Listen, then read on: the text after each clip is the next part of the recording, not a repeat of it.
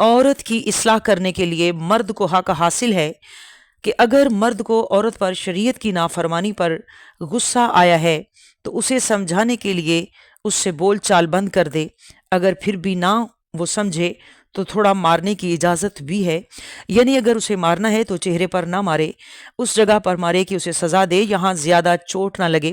آپس میں ایک دوسرے کی ناراضگی سے بچو، فوراً صلح کر لو تاکہ شیطان کو اور موقع نہ ملے نفرت ڈالنے کا۔ میاں بیوی کی لڑائی پر اللہ تعالیٰ ناراض ہوتا ہے، مگر شیطان میاں بیوی کی لڑائی پر سب سے زیادہ خوش ہوتا ہے۔ جو رشتہ دار میاں بیوی کی لڑائی کرواتے ہیں وہ بھی شیطان ہی ہیں، کیونکہ سب سے زیادہ خوشی شیطان کو ہی ہوتی ہے۔ شیطان روز اپنے چیلوں سے شاگردوں کے ساتھ بیٹھ کر یہ روزانہ پوچھتا ہے کہ میں نے تمہیں کام دیے تھے کرنے کو، کون کون کیا کر کے آیا ہے؟ ایک نے کہا میں چوری کروا کے آ رہا ہوں، دوسرے نے کہا میں شراب پلا کے آ رہا ہوں، دوسرے نے کہا کہ میں کسی کو زنا پر لگا کے آ رہا ہوں، کسی نے کہا میں کسی کو جو ہے وہ غیبت پر لگا کے آ رہا ہوں، کسی نے کچھ۔ ایک نے کہا کہ میں میاں بیوی کی لڑائی کروا کے آ رہا ہوں۔ تو اس بڑے شیطان جو اس کا استاد ہے سب کا، اس نے کہا کہ آؤ تم میرے گلے لگو، یہ سب تو کچھ بھی نہیں کر کے آئے، تو سب سے بڑا کام کر کے آیا ہے، کیونکہ شرابی کی شراب اس کی ذات تک، زانی کا زنا اس کی ذات تک، ہر گناہ کا گناہ اس کی ذات تک، گناہگار کی ذات تک ہوتا ہے۔ لیکن میاں بیوی کی لڑائی نسلوں کو برباد کر دیتی ہے۔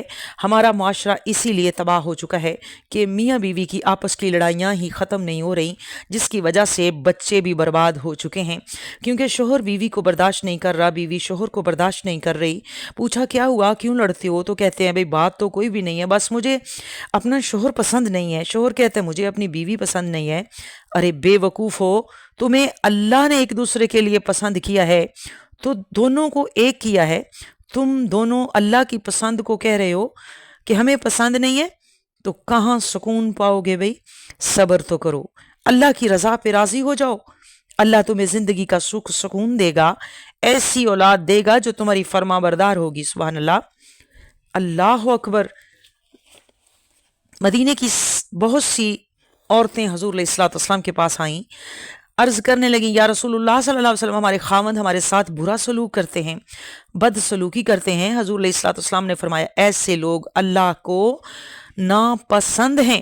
حضور علیہ الصلوۃ والسلام نے فرمایا کہ ایسا کوئی راستہ تلاش نہ کرو، ایسا کوئی راستہ اختیار نہ کرو جس کے ساتھ اپنی بیویوں پر غلبہ حاصل کرو اور ان کو تکلیف میں مبتلا کرو، یعنی مارنے پیٹنے کے بہانے تلاش نہ کرو۔ اللہ سب کچھ دیکھ رہا ہے، اگر کسی کے پیچھے لگ کر ایسا کرو گے تو بے وقوف مردو، تم اپنا گھر آپ ہی برباد کرو گے، تم اپنے ہی بچے خراب کرو گے۔ اس لیے اس سے بڑھ کر بے وقوف ظالم کون ہوگا جو ایک بسا بسایا گھر اجاڑ دے اپنے ہی ہاتھوں سے؟ یاد رکھو جو نبھا نہیں کرتے، وہ بیویوں کو برداشت نہیں کرتے، وہ اللہ کی نظر میں ناپسندیدہ مرد ہیں، اور وہ لوگ جو میاں بیوی کو لڑاتے ہیں وہ اللہ کی نظر میں پاخانے سے بھی زیادہ گندے ہوتے ہیں۔ بتاؤ دوسروں کو لڑانے والے کا خود حال کیا ہوگا، اس کی زندگی پرسکون کیسے گزرے گی جو دوسروں کا سکون برباد کرے۔ حدیث پاک کا مفہوم ہے اچھی بیوی مرد کے لیے زندگی کی سب سے بڑی نعمت ہے، اسی طرح عورت کے لیے بھی زندگی کی سب سے بڑی نعمت اچھا شوہر ہے۔ ایک دوسرے کی قدر کرنی چاہیے، اگر ایک آدھ برائی ہے تو باقی خوبیاں ہیں، اس کی برائی کو خوبیوں کی وجہ سے معاف کر دو، اگر اور گزارا کرو۔ اچھا شوہر اللہ کی بڑی نعمت ہے اور اچھی بیوی اللہ کی بہت بڑی نعمت ہے۔